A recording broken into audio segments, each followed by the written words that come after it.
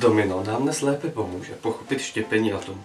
Dejme tomu, že máme třeba takový uran 235.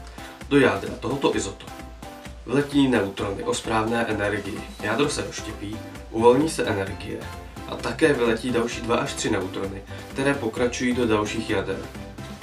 Podívejme se.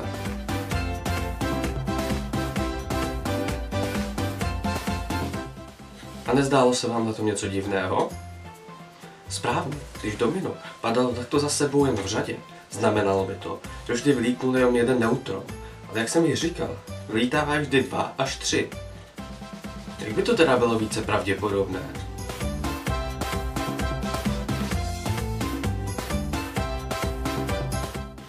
No jo, ale řetězová reakce je pak hrozně rychlá a vymkne se z naší kontroly.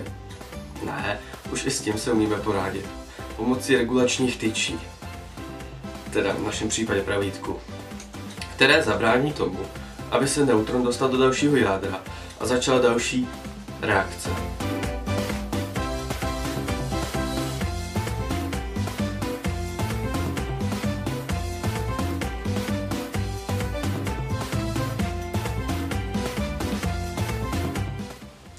Tak vidíte, co už dokážeme. Samozřejmě, celý to tady bylo trošku zjednodušený. Ale věřím, že vám to aspoň trošku pomohlo.